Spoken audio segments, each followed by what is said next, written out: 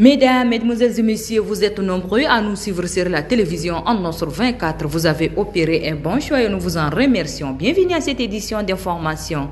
Le président de transition, président de la République, chef de l'État, général Mohamed Idriss Déby Itno, se trouve ce 17 août 2023 à Kouri-Bougoudi dans le Tibesti. Cette visite du chef de l'État intervient après celle qu'il a effectuée en juin 2022 et s'inscrit dans le cadre du suivi des instructions fortes données lors de sa première visite.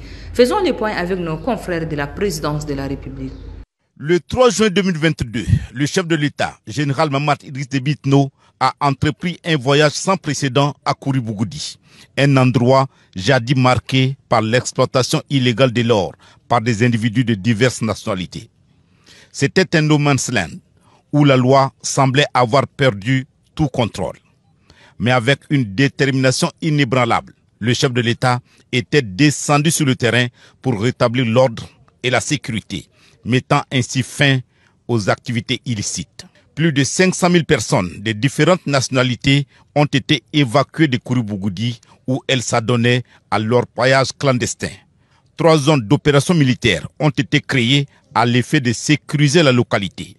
Le ministère des Finances et celui des Mines étaient chargés, chacun en ce qui le concerne, de réorganiser les activités d'orpaillage afin de restaurer l'État dans ses droits. Plus d'une année après avoir fait rétablir l'ordre et la sécurité dans la localité aurifère de Kouri-Bougoudi, le président de la République, chef de l'État, général Mohamed Idriss Déby Itno, y est de retour.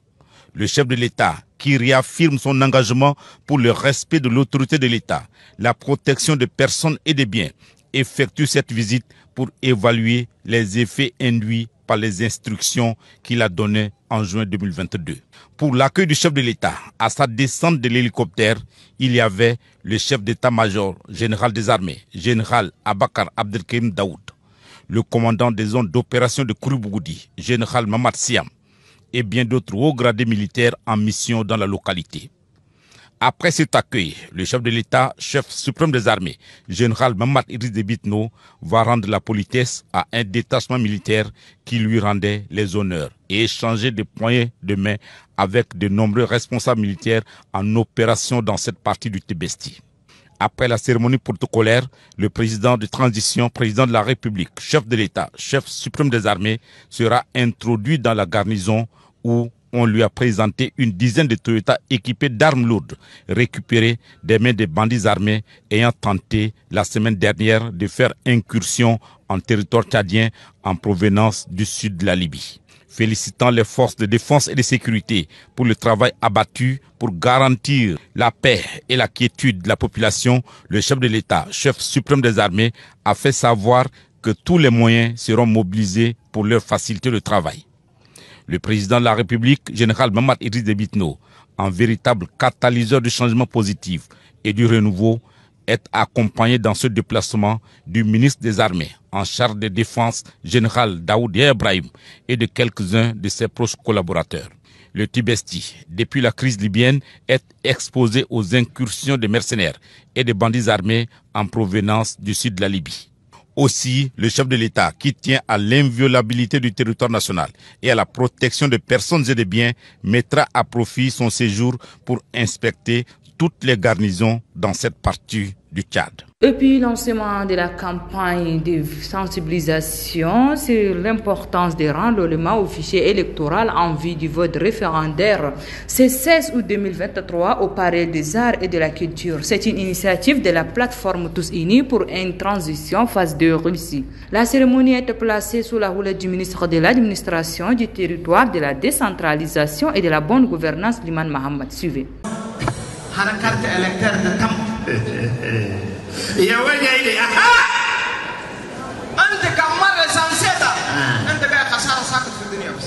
C'est avec cette prestation théâtrale illustrant l'importance du recensement électoral que la cérémonie du lancement de la campagne de sensibilisation sur l'importance de l'enrôlement au fichier électoral en vue du vote référendaire organisé par la plateforme Tous Unis pour une transition phase 2 réussie a commencé et a vu la présence du ministre de l'Administration, du Territoire, de la Décentralisation et de la Bonne Gouvernance, de quelques membres du gouvernement ainsi que d'importants d'autres invités des marques. Dans son mot introductif, le président du comité d'organisation, par ailleurs coordinateur de cette plateforme, le conseiller Mohamed Saleh Moussa, a tout d'abord rendu un hommage mérité au ministre de l'administration marin de cet événement, avant de souligner l'objectif de cette campagne.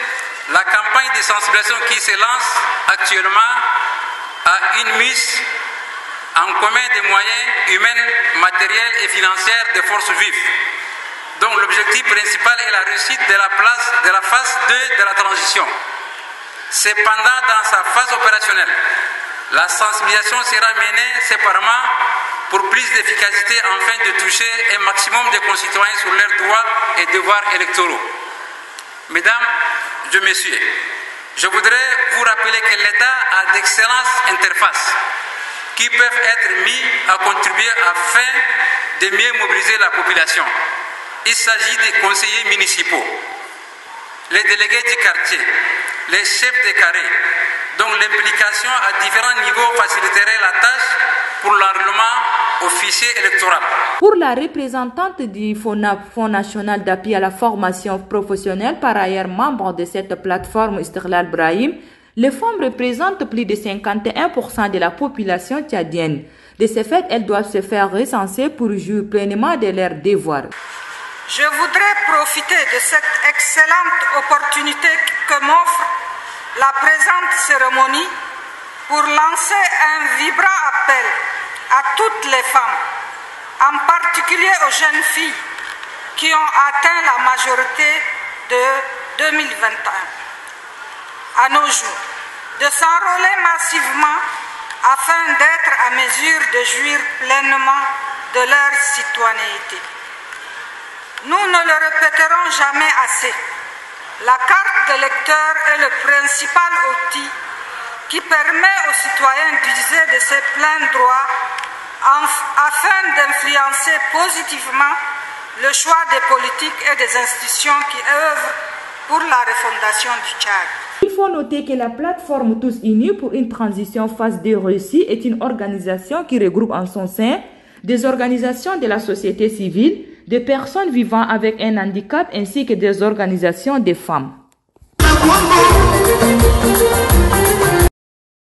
Saluant l'initiative de cette plateforme, le ministre de l'Administration du territoire, de la décentralisation et de la bonne gouvernance marin de cet événement a tout d'abord salué l'initiative de cette plateforme avant d'indiquer les acteurs à différents niveaux pour la réussite de ces opérations. Suivez-le au micro de notre reporter Moussa Mohamed. C'est pour vous dire que tout le monde doit être mis à contribution, mesdames et messieurs, chers frères, parce qu'il s'agit d'une opération qui est incolore, qui ne concerne pas tel ou tel parti politique, qui ne concerne pas tel ou tel courant politique, même si le contexte clivant que nous avons amène certains à pouvoir imaginer que ce n'est pas quand même donc quelque chose donc pour laquelle on doit se donner donc de la peine. Nous disons que c'est une erreur que de ne pas venir se faire donc enrôler dans le cadre donc de la révision. Donc à ce titre, le gouvernement a pris donc toutes les dispositions. Toutes les dispositions ont été prises pour que les moyens correspondants à tout ce qui peut permettre d'organiser cette révision pour un large succès soient assurés. C'est ce qui nous a permis de réussir dans la partie sud du pays. Et nous pensons qu'en N'Djamena, une ville qui suscite donc l'attrait par rapport à l'exode rural, une ville qui, à travers la migration, est celle qui attire beaucoup, à N'Djamena, nous aurons certainement des estimations qui seront donc dépassées. Au lieu de nous retrouver avec 100% donc des estimations, nous pensons même, comme l'a dit le coordonnateur donc de l'organisation, atteindre même 300%.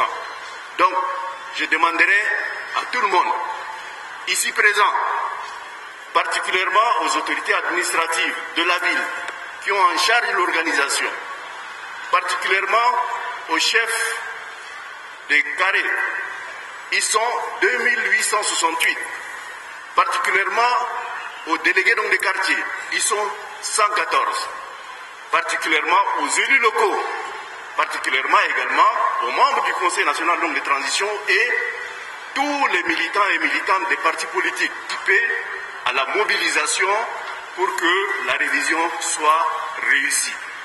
Cette révision est ouverte à tout le monde pour peu qu'on réunisse les conditions légales.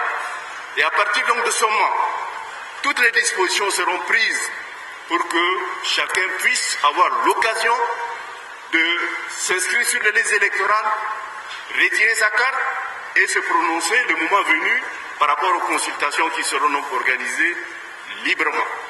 Et c'est la fin de cette édition. Merci de l'avoir suivi. Au revoir et à demain. Bonne suite de programme sur la télévision en Nosre 24. Merci.